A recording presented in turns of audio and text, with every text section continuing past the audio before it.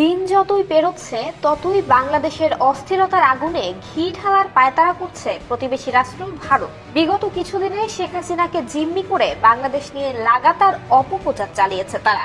তবে এবারে ভারতের আগরতলার কুঞ্জবনে অবস্থিত বাংলাদেশ সহকারী হাই কমিশন প্রাঙ্গণে হামলা যেন মাত্রা ছাড়িয়ে যাওয়ার মতো একটি ব্যাপার। যদিও এই ভাঙচুরের ঘটনায় অবিলম্বে ব্যবস্থা নিয়ে পুঙ্খানুপুঙ্খ তদন্তের আহ্বান জানিয়েছে বাংলাদেশ।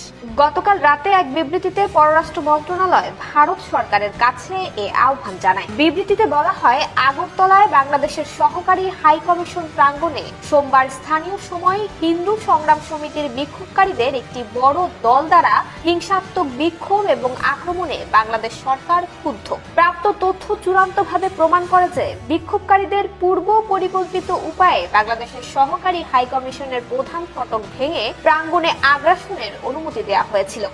এ প্রক্রিয়ায় স্থানীয় আইন প্রয়োগকারী সংস্থার সদস্যদের উপস্থিতিতে তারা পতাকার খুঁটি ভাঙচুর করে, বাংলাদেশের জাতীয় পতাকা অবমাননা করে এবং সহকারী হাই কমিশনের অভ্যন্তরের সম্পত্তিও ক্ষতিগ্রস্ত করে। বিবৃতিতে উল্লেখ করা হয়, প্রাঙ্গণ রক্ষার দায়িত্বে থাকা স্থানীয় পুলিশ সদস্যরা শুরু থেকে পরিস্থিতি নিয়ন্ত্রণে সক্রিয় ছিল না। সহকারী হাই কমিশনের সব সদস্য গভীর নিরাপত্তাহীনতায় ভুগছেন। বাংলাদেশ সরকার আরো উল্লেখ করতে চায় যে গত 28 নভেম্বর কলকাতায়ও বাংলাদেশের কূটনৈতিক মিশনের উপর এ ধরনের জঘন্য হামলা এবং বাংলাদেশের জাতীয় পতাকার অবমাননা করা হয়। আগরতলার এই ঘটনা 1961 সালে ভিয়েনা কনভেনশন লঙ্ঘন করেছে। যেহেতু কূটনৈতিক মিশনগুলো যে কোনো ধরনের অনুপ্রবেশ কিংবা ক্ষতি থেকে রক্ষা করা স্বাগতিক সরকারের দায়িত্ব, তাই বাংলাদেশ সরকার ভারত সরকারকে অবিলম্বে ব্যবস্থা নেওয়ার লক্ষ্যে ঘটনার পুঙ্খানুপুঙ্খ তদন্ত করার আহ্বান জানিয়েছে। একই সঙ্গে ভারতে বাংলাদেশের কূটনৈতিক মিশনের বিরুদ্ধে যে কোনো ধরনের সহিংসতা প্রতিরোধ, কূটনৈতিক এবং